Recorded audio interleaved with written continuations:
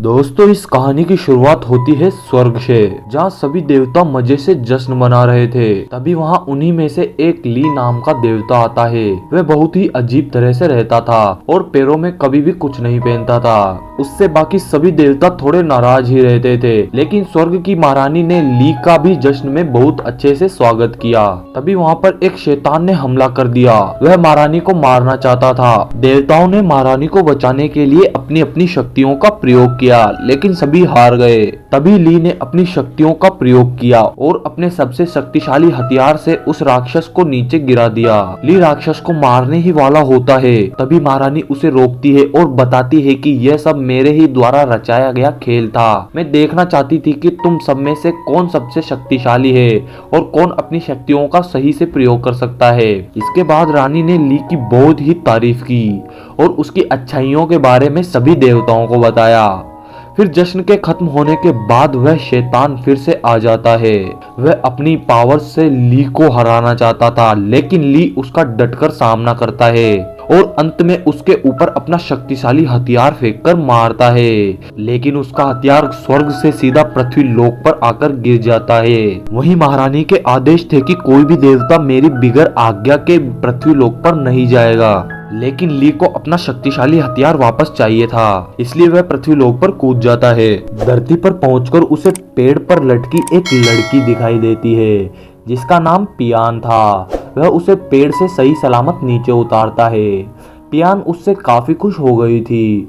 फिर ली ने उसे बताया कि वह स्वर्ग से आया एक देवता है जो अपने हथियार को ढूंढने आया है। फिर पियान उसे अपने सरदार के पास ले गई, जिससे उसकी कुछ मदद हो सके। जब वह गांव पहुंचता है तो कुछ शैतानों ने उनके गांव पर हमला कर दिया था। ली उन सभी को बचाने के लिए तुरंत अपनी शक्तियों से उन सभी को मारने लगता है। वह एक मकड़ी शैतान को उसी के जाल में फंसा देता है और एक बहुत ही शक्तिशाली शैतान, जिसके शरीर की बदबू के सामने कोई भी नहीं टिक सकता था, उसे भी हरा दिया। फिर गांव का सरदार उससे बहुत खुश होता है और उसे दावत पर बुलाता है। ली ने उससे आसमान से गिरी किसी कीमती चीज के बारे में पूछा तो सरदार ने बताया कि कुछ समय पहले आसमान से एक चमकती हुई चीज पहाड़ी के ऊपर गिरी थी। उसके यहाँ आने से हमारे गांव में सुख शांति फैल गई थी। तभी से हम उस खजाने को सुरक्षित रखते हैं। इतना सुनकर ली समझ गया कि वह मेरा हथियार रूई ही है और उन्हें बताता है कि मैं स्वर्ग से अपने हथियार को लेने ही आया हूँ। यह सुनकर सभी चौंक जाते हैं, लेकिन सरदार उसे बड़ी ही चालाकी से भरोसा दिलवाता है कि उसका हथियार हम लौटा देंगे और चालाकी से उसे एक नशीली शराब पिलाकर एक पेड़ से बांध देते हैं। ली शराब की वजह से अपनी शक्तियों का इस्तेमाल भी नहीं कर पाता है। फिर गांव के सभी लोग ली के ऊपर बिजली गिराने के लिए एक पूजा करते हैं, लेकिन उल्टा बिजली उनके घरों पर ही गिर जाती है और आग लग जाती है। सभी लोग आग बुझाने भागते हैं। तभी पियान वहां ली को बचाने आती है और उसे कहती है कि तुम अपना हथियार लेकर यहाँ से चले जाना और इन गांव वालों को कुछ मत करना। ली मान जाता है और फिर वह दोनों उसी पहाड़ी की तरफ जाने लगते हैं। गांव वाले उनका पीछा करते हैं, लेकिन वह निकल जाते हैं। तभी गांव का सरदार कहता है कि वह उस खजाने को नहीं ले पाएंगे, क्योंकि हमने वहाँ बहुत ही खतरनाक जाल बिछाए हुए हैं। वहाँ से आज तक कोई भी जिंदा वापस नहीं आया। इसके बाद जब ली पहाड़ी पर पहुँचता है तो वह अपनी पावर से अदृश्य जाल का भी पता लगा लेता है और वह धीरे धीरे आगे बढ़ने लगते हैं, लेकिन अचानक उसका पैर दलदल में फंस जाता है। तब पियान उसकी जान बचाती है। अब वह चलते चलते थककर एक नदी के किनारे बैठ जाते हैं। तभी पियान उसके पैर देखकर पूछती है कि तुम पैरों में जूते क्यों नहीं पहनते। तभी ली उसे बताता है कि पिछले जन्म में वह एक इंसान था और उसके यह पैर बहुत ही बड़े बड़े थे, जिससे गांव वाले उसके साथ अजीब बर्ताव करते थे। लेकिन एक चाऊ नाम की लड़की उसकी दोस्त थी।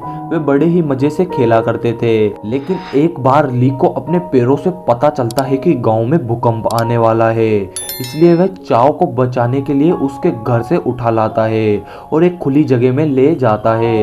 लेकिन गांव वाले समझते हैं कि वह चाव को अगवा कर रहा है, तो वह उसे पकड़कर पीट पीट कर मार डालते हैं। आखिरकार जब ली स्वर्ग जाता है तो स्वर्ग की महारानी उसकी अच्छाइयों से खुश होकर उसे एक शक्तिशाली देवता बना देती है। देवता बनने के बाद ली के पैर सही तो हो गए थे, लेकिन फिर भी वह अपने पैरों में कुछ नहीं पहनता था। उसे नंगे पैर रहने की आदत ही हो गई थी। कहानी सुनने के बाद वह दोनों आगे बढ़ते हैं और अंत में वह उस जगह तक पहुंच ही गए थे।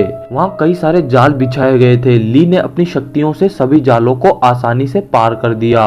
इसके बाद वह एक पुल के पास जाते हैं जिसकी दूसरी तरफ एक चमकीली चीज चमक रही थी। ली देखता है कि वह मेरा हथियार ही होगा और वह आगे बढ़ता है, लेकिन जैसे ही वह पुल पर कदम रखता है तो वह दोबारा पीछे आ जाता है। दरअसल पुल पर गांव वालों ने जादुई घंटियां बांध रखी थी जिससे कोई भी देवता और राक्षस उस पुल को पार नहीं कर पाते। लेकिन पियान उस पुल पर जाकर वह सारी घंटियां हटाने लगती है। तभी अचानक से उसका पैर फिसल जाता है और वह गिरने ही वाली होती है, लेकिन वह जैसे तैसे वापस ऊपर आ जाती है। आखिरकार ली और पियान मिलकर के पुल पार कर लेते हैं। फिर वह उस चमकीली चीज के पास जाते हैं। वहां जाकर वह जैसे ही उस चमकीली चीज को उठाते हैं तो वह देखते हैं कि यह उसका हथियार रुई नहीं है बल्कि एक गोल्डन अंडा है। तभी वहाँ कुछ शैतान भी आ जाते हैं जो उस अंडे को हासिल करना चाहते हैं। ली को उस अंडे से कोई मतलब नहीं था, इसलिए वह उस अंडे को शैतानों को दे देता है। तभी पियान उसे कहती है कि तुमने ये क्या किया, वह हमारे गांव की अमानत थी और तुमने वह उन शैतानों को दे दी। पियान ली को उस अंडे को वापस लाने के लिए कहती है, लेकिन ली वहाँ से निराश होकर पियान को अकेला छोड़कर वापस गाँव आ जाता है। गाँव आते ही गाँव वाले ली को जादुई जाल में कैद करके फिर से पेड़ से बांध देते हैं और फिर दोबारा वह पूजा करके ली को बिजली से जलाकर मारना चाहते हैं, लेकिन ली तो अमर था इसलिए उस पर उस बिजली का कोई असर नहीं होता है। यह देखकर के गांव वाले भी उसे देवता मानने लगते हैं, लेकिन एक बुढ़िया ली को कहती है कि तुम बहुत लालची हो, तुम अपने फायदे के लिए पहाड़ी पर खजाना लेने चले गए थे। तभी ली को याद आता है कि वह पियान को वहीं अकेला छोड़ आया था उस अंडे को वापस लाने के लिए। दूसरी ओर सभी शैतान इस अंडे को देखकर बड़े ही हैरान थे और फिर उन्होंने मुर्गी शैतान को अंडे पर बैठने के लिए कहा जिससे कि उन्हें उसके अंदर क्या है यह पता चल सके। वहीं पियान अकेली ही अंडे को बचाने के लिए बिल्ली शैतान का भेष बनाकर शैतानों के अड्डे पर आ जाती है और वह बड़ी ही चालाकी से उस अंडे को भी ले लेती है। लेकिन वे जैसे ही जा रही होती है तो शैतान समझ जाते हैं कि वह कोई इंसान है और उसे पकड़ लेते हैं। फिर शैतान पियान को मारने ही वाले होते हैं, तभी ली वहां पहुंचकर पियान की जान बचा लेता है और वह सभी को बुरी तरह मारकर अंडे को लेकर वापस गांव आ जाता है। गांव वाले उनका सम्मान करते हैं और खजाने को देखकर आश्चर्यचकित होते हैं। फिर वह उस अंडे नुमा खजाने को वहीं गाँव में ही स्थापित करते हैं, लेकिन तभी अंडा फूट जाता है और उसमें से वही शैतान बाहर निकलता है जिसे ली ने स्वर्ग में हराया था। दरअसल ली के हथियार के साथ वह शैतान भी पृथ्वी पर आकर गिर जाता है और एक बड़े से सुनहरे अंडे में बदल जाता है। खैर अब वह शैतान पृथ्वी पर और भी शक्तिशाली हो जाता है और वह ली को गिराकर सभी गांव वालों को मारने लगता है। ली ने जैसे तैसे दोबारा खड़ा होकर शैतान का सामना करना चाहा, लेकिन वह अपने शक्तिशाली हथियार के बिना उसे नहीं हरा सकता था। तभी शैतान ली को मारने के लिए आखिरी वार करता है तो पियान उसके सामने आ जाती है और ली को मरने से बचा लेती है। जब पियान अपनी आखिरी सांस ले रही होती है तभी ली उसके माथे पर अपने उस हथियार रुई का निशान देखता है। तब ली को समझ आ जाता है कि पियान ही उसका वह हथियार है जिसे वह कब से इधर उधर ढूंढ रहा था। असल में पिछले जन्म में ली के मरने के बाद चाऊ बड़ी हो गई, लेकिन उसकी जानलेवा बीमारी उसकी जान ले लेती है। फिर वह जब स्वर्ग में जाती है तो स्वर्ग की महारानी उसे कहती है कि मैं तुम्हारी अच्छाइयों से बड़ी खुश हुई, बताओ तुम्हें क्या वरदान चाहिए। तब चाऊ उन्हें कहती है कि मुझे आप चाहे कुछ भी बना दो, बस मैं हमेशा ली के साथ रहूं। फिर महारानी ने चाऊ को ली का सबसे शक्तिशाली हथियार रुई बना दिया।